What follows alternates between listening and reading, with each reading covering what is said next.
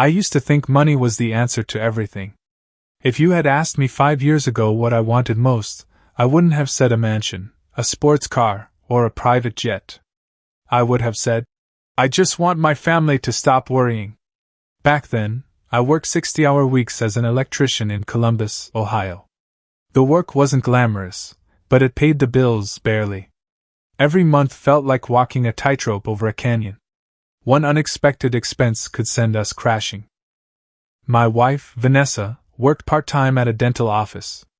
Together we earned enough to survive, but never enough to breathe. Our 16-year-old son, Owen, wanted to join the school baseball team, but the equipment fees were more than we could spare.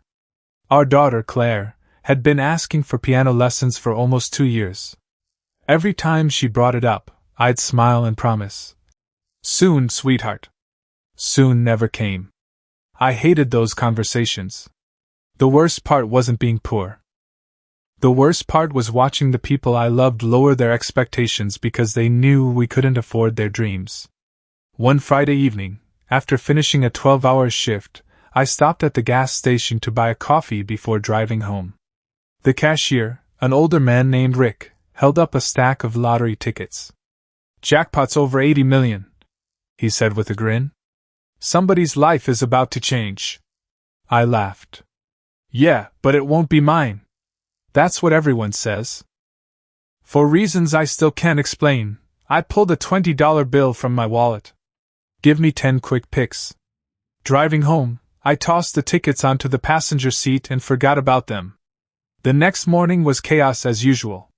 Claire spilled orange juice across the kitchen table. Owen complained that all his friends were going to a baseball camp he couldn't attend. Vanessa was trying to figure out which bills could wait another week. It felt like every Saturday morning in our house. Then my phone buzzed. The lottery app I downloaded months earlier showed the winning numbers. Out of curiosity, I scanned one ticket. The screen froze for a second. Then a message appeared. "Claim prize at lottery headquarters." I frowned. "That's weird." I scanned it again. The same message. I compared every number 3 times. Then 5. Then 10. My heart started pounding so hard I could barely hear myself think. No. My hands began shaking. Vanessa noticed my face. "Garrett?" I couldn't answer. I simply handed her the ticket. She looked confused at first. Then her eyes widened. Then she screamed. Owen rushed into the kitchen. Claire covered her ears. "What happened?" Owen shouted. Vanessa looked at him with tears streaming down her face. "Your father," she whispered. "He won." "What?" "He won the lottery." Silence. Nobody moved. Nobody breathed. For a few seconds the entire world seemed to stop. Then everyone started crying, laughing, and hugging each other at once. For the first time in years, I felt something I hadn't experienced in a long time. Hope. I looked around our tiny kitchen and thought the hardest days of our lives were finally over. I couldn't have been more wrong. The first thing everyone tells you after winning the lottery is simple. Don't tell anyone. I wish I had listened. For 3 days, we kept the secret between the 4 of us. We met with lawyers, financial advisors, and security consultants. They all repeated the same warning. "Your biggest problem won't be strangers," one attorney said. "It'll be the people you already know." I remember laughing. "My family would never do that." He didn't laugh back. The day we officially claimed the prize, the local news somehow got our names. By evening, our front yard looked like a press conference. Reporters stood on the sidewalk. Cameras pointed at our house. Neighbors I'd barely spoken to in years suddenly waved like lifelong friends.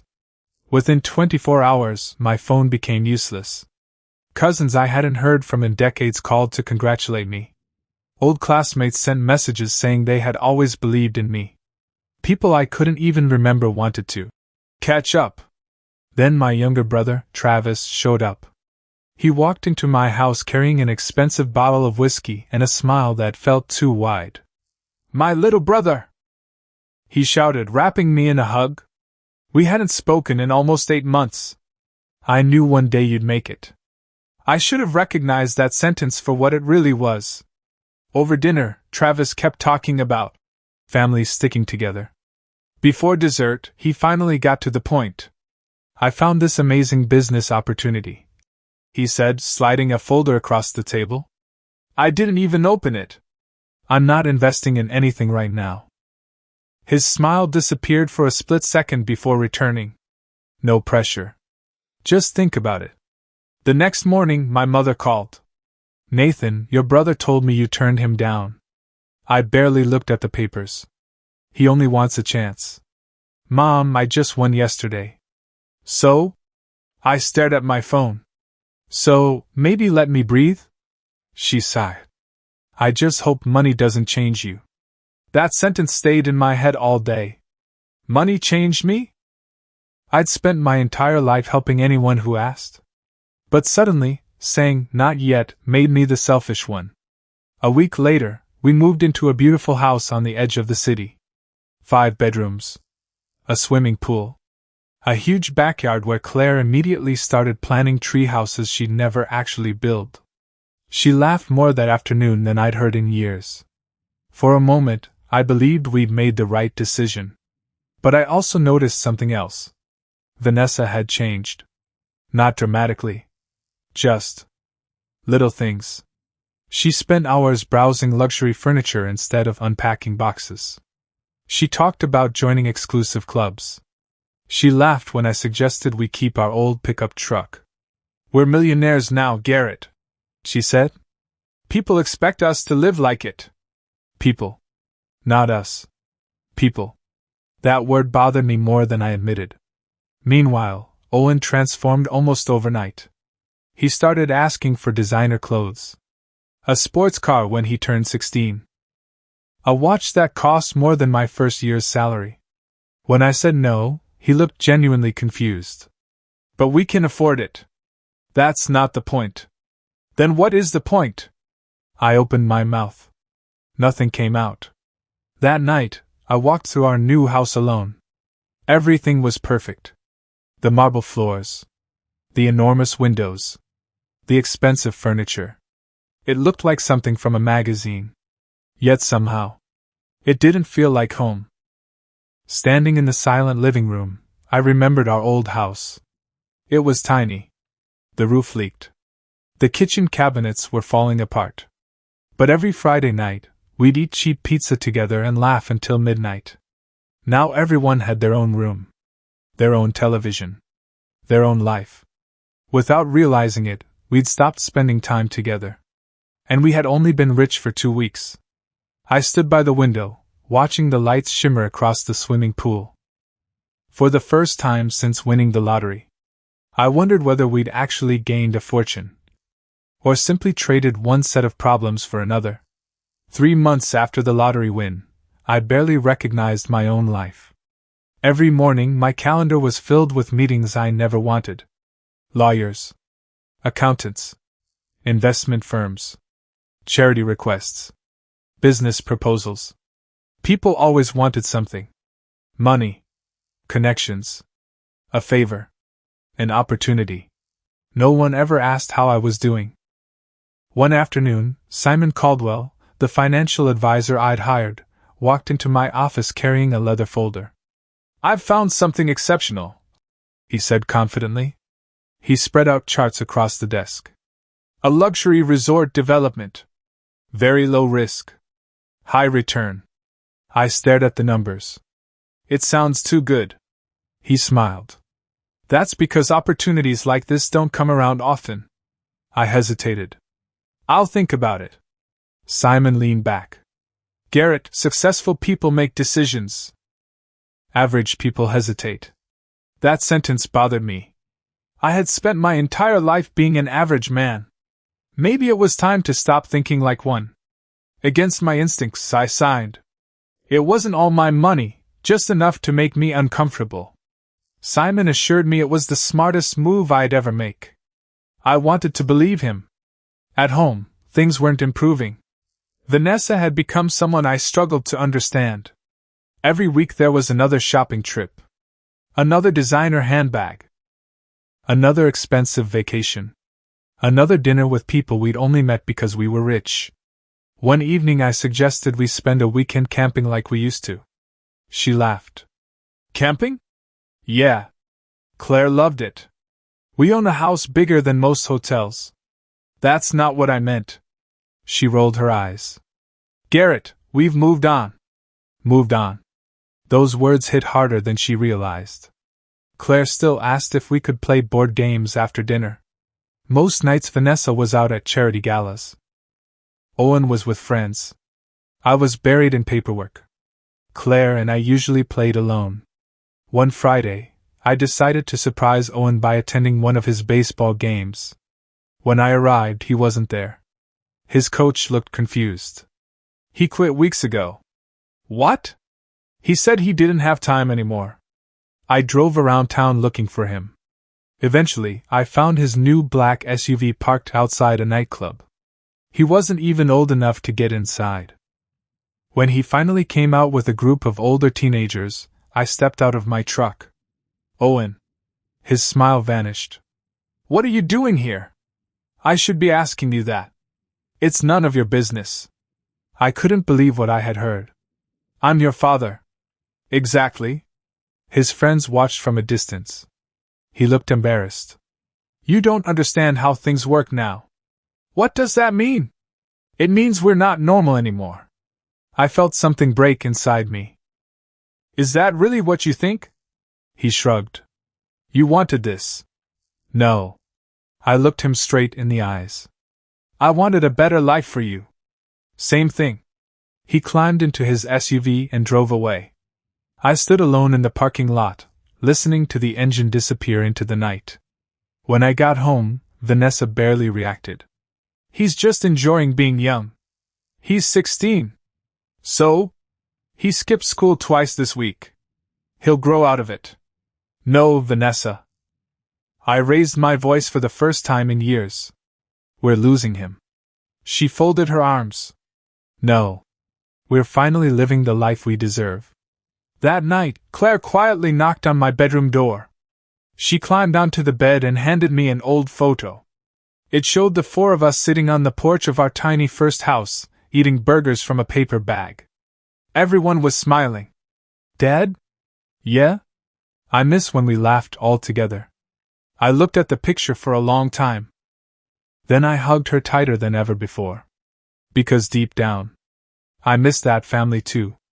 6 months after the jackpot, I stopped checking our bank balance with excitement. I checked it with anxiety. Not because we were running out of money. Because it was disappearing faster than I ever imagined. Every month brought new expenses. A yacht membership Vanessa insisted we needed. Luxury vacations. Designer furniture that replaced furniture we'd bought only weeks earlier. Owen somehow managed to spend thousands of dollars every weekend without blinking. Whenever I questioned it, I got the same answer. Dad, it's nothing to us. Nothing.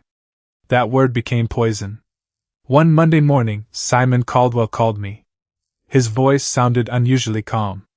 We need to meet. My stomach tightened. When I arrived at his office, he closed the door before speaking. The resort project has encountered unexpected complications. What kind of complications? The developers are asking investors for additional capital. I frowned. I thought you said this investment was secure. It still can be. Can? He adjusted his tie. If everyone contributes more. I stared at him. How much? He slid a piece of paper across the desk. The number made my chest tighten. You've got to be kidding. I know it sounds like a lot, Garrett. A lot? I laughed bitterly. You told me this was low risk. Every investment carries some risk. For the first time, I saw something I hadn't noticed before. Simon wasn't nervous. He was rehearsed. Like he'd had this conversation many times. I left without signing anything. The drive home felt longer than usual. When I walked inside, I heard voices in the dining room. Vanessa. Travis. My mother. They stopped talking the moment they saw me. What are you all doing here? Travis smiled. Just having a family conversation. About what? No one answered immediately. Finally, my mother spoke. Your brother wants to open a restaurant. I sighed. Mom, it'll be good for everyone. I already said no. You didn't even listen. I don't owe anyone millions of dollars. The room went silent. Travis stood up. So that's who you've become. What? A rich man who forgot his own family. I couldn't believe it. I've already paid off your mortgage. No response. I bought Mom a house. Silence. I paid your medical bills. Travis looked me straight in the eye. And? That single word hit harder than any insult. And? Nothing I had done mattered anymore. Because once people learned you could give, they stopped feeling grateful. They simply expected more. That evening, Vanessa followed me into the bedroom. You embarrassed them. I embarrassed them? You could have helped Travis. With what? He doesn't even have a business plan. He'll figure it out. I stared at my wife. You actually agree with him? She didn't answer immediately. Then she quietly said, We have enough. I shook my head. No. We don't. She frowned. What are you talking about? We're spending money like it can never run out. She laughed. Garrett will never be poor again. I wanted to believe her. I really did. But that night, after everyone went to sleep, I sat alone in my office reviewing our finances. For the first time since the lottery, I added everything together. The houses. The cars. The investments. The gifts. The taxes. The endless spending. I stared at the final number. Then I checked it again. We had already burned through an amount that would have taken me more than 300 years to earn as an electrician. And somehow, no one in my family seemed to think it was enough. As I closed the laptop, my phone buzzed. It was a message from Simon. Call me first thing tomorrow. The situation is worse than we expected. I didn't sleep that night. Because for the first time, I realized the lottery wasn't slowly destroying my family anymore. It was starting to destroy our future. I called Simon at exactly 8 the next morning. He answered on the first ring. We need to meet in person. His tone told me everything before he said another word. An hour later, I sat across from him in his office. He looked exhausted. Or maybe he was pretending to. The resort project has collapsed. I stared at him. What? The developer filed for bankruptcy. I felt the blood drain from my face. What happens now? Simon hesitated. At this point, your investment is most likely gone. Gone? I'm afraid so. I stood up so quickly my chair slammed into the wall. You promised me this was safe. I said it was considered a strong investment. No. I pointed at him. You said it was low risk. I'm sorry. Sorry. That single word had just cost me millions. I walked out before I said something I'd regret. Driving home, I kept thinking about the years I'd spent climbing utility poles in the rain, working weekends, missing birthdays because overtime paid a little more. All of that hard work suddenly felt more valuable than the fortune that had fallen into my lap. When I got home, I didn't tell anyone. Not yet. I wanted one peaceful evening. Instead, I walked into another argument. Vanessa was sitting at the kitchen island with a brochure. I found a house in Malibu. I blinked. A house? It's beautiful. We already have a house. But this could be our vacation home. I couldn't believe what I was hearing. Vanessa. It has a private beach. I interrupted her. I just lost millions. She froze. What? The investment failed. For a moment, she looked shocked. Then she asked the question I never expected. So, how much do we still have? Not. Are you okay? Not. What happened? Just. How much was left? I quietly answered. Enough. She let out a relieved breath. Oh. That hurt more than the investment. Later that night, I overheard Owen talking to his friends in the backyard. My dad freaks out over money now. They laughed. He thinks we're going broke. More laughter. We're still rich. I stood behind the kitchen window, listening. Not one of them knew I was there. For the first time in my life, I felt like a stranger in my own home. The following week became a nightmare. My mother called, furious that I had refused Travis's restaurant idea. Travis left angry voicemails accusing me of betraying the family. Vanessa stopped speaking to me unless it involved money. Even Owen barely looked at me anymore. Only Claire noticed something was wrong. One evening she sat beside me on the back porch. "Dad? Yeah? Are we in trouble?" I smiled the best I could. "No." She studied my face. "You're lying. Children always know." I wrapped an arm around her shoulders. "I just wish things felt like they used to." She nodded. "I know." Then she quietly said something that broke my heart. "I liked us better when we couldn't buy everything." I couldn't answer. Because she was right. Money had bought us a bigger house, better cars, more vacations. But it had quietly stolen every dinner, every conversation, every simple moment that used to make us a family. That night, I made a decision.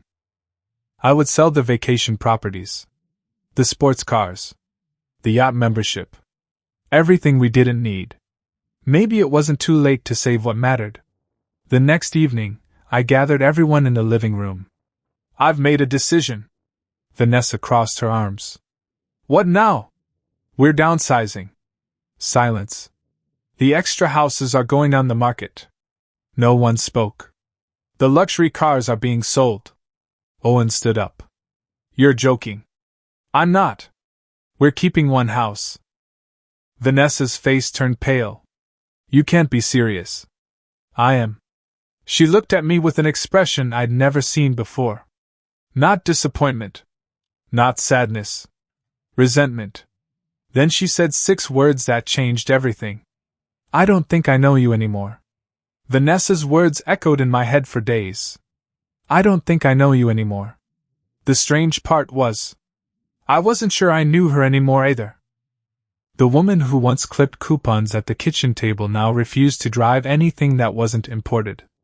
The woman who used to celebrate a homemade birthday cake now complained when a private chef canceled dinner. Somewhere along the way, we'd both lost the life we were trying so hard to build. Only one of us seemed willing to admit it. 3 days after announcing we were downsizing, I came home to find the garage half empty. One of the sports cars was gone. So was a trailer filled with expensive furniture. I walked inside. "Vanessa?" She didn't answer. Instead, I found an envelope on the kitchen counter. Inside were copies of bank transfers. Nearly $2 million had been moved into a separate account. I heard footsteps behind me. "I transferred what belongs to me," Vanessa said calmly. I looked up. "What are you talking about?" "My attorney said I'm allowed to protect my interests." "My attorney." Not our attorney. Her attorney. "You hired a lawyer?" "I had to." "For what?" She didn't answer immediately. Then she looked directly into my eyes. "I've filed for divorce." The room went completely silent. I felt nothing. No anger. No tears. Just emptiness. "Since when?" "For about a month." "A month?" I wanted to make sure everything was in order. Everything. Except telling me. Claire walked into the hallway before either of us noticed. She looked from me to her mother. "What's happening?" Vanessa knelt beside her. "Mommy and Daddy are going to live in different houses." Claire burst into tears. She ran straight toward me and wrapped her arms around my waist. "No." I held her tightly, unable to speak. Across the room, Vanessa quietly picked up her purse. "I'll be staying at the downtown condo for a while." She walked out the front door without looking back. The sound of the door closing echoed through the empty house. A week later, Owen packed a suitcase. "I'm going with Mom." I nodded slowly. If that's what you want. He looked uncomfortable. It'll just be easier. Easier for who? He avoided my eyes. I don't want to be in the middle. I almost reminded him that he'd already chosen a side. Instead, I simply hugged him. He barely hugged me back. When he drove away, Claire stood beside the living room window, watching until the car disappeared. The house had never felt so quiet. A month later, the divorce process officially began. It was uglier than I ever imagined. Vanessa's lawyers argued that our lifestyle had become the standard she deserved to maintain. My lawyers fought to protect what remained of the money. Meanwhile, Simon Caldwell vanished. His office was empty. His phone had been disconnected. The news eventually reported that several investors had filed lawsuits against him. No one knew where he had gone. I should have felt angry. Instead, I was too tired. One rainy afternoon, I returned to our old neighborhood to clear my head. Our first house was still there.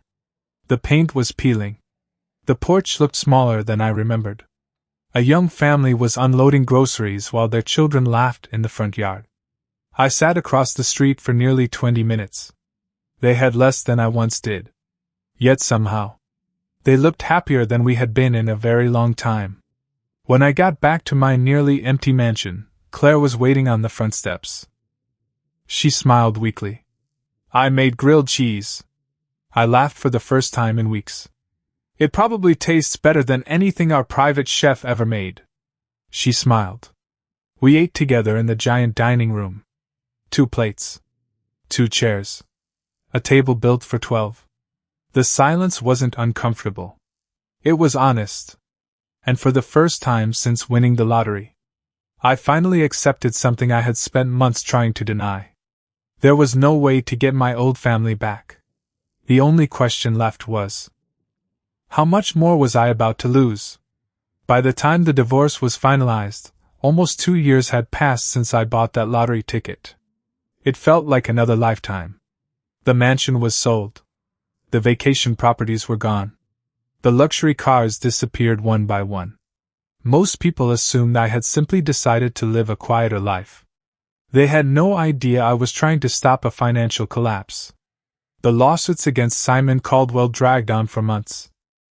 Every hearing brought another piece of bad news. The resort project had never been as secure as investors were led to believe. Millions had vanished through shell companies and fake development costs. The chances of recovering my money were almost non-existent. When I walked out of the courthouse after the final hearing, one of the reporters shouted, "Mr. Foster, do you regret buying the lottery ticket?" I stopped for a second. Then I answered honestly, "No." The reporters looked surprised. "I regret believing money could fix people." That was the last interview I ever gave. A few weeks later, I bought a modest 3-bedroom house on the edge of town. Nothing fancy. No gates. No security guards. Just a quiet street where nobody cared who I used to be. Claire settled in quickly. She decorated her room with old family photos instead of expensive paintings. One evening she looked at me and smiled. "It finally feels like home." I smiled back. "It does." But not everyone had moved on. One afternoon my phone rang. It was Owen. I hadn't heard his voice in almost 4 months. "Hey, Dad." For a second, I forgot everything that had happened. "Hey, son." There was a long silence. "I need some money." "Of course." I closed my eyes. "What's going on?" "I made some bad decisions." "How bad?" "I owe people." "How much?" He quietly told me the number. It wasn't millions. But it was enough to tell me exactly what had happened. Sports betting. Online gambling. Credit cards. Fast money.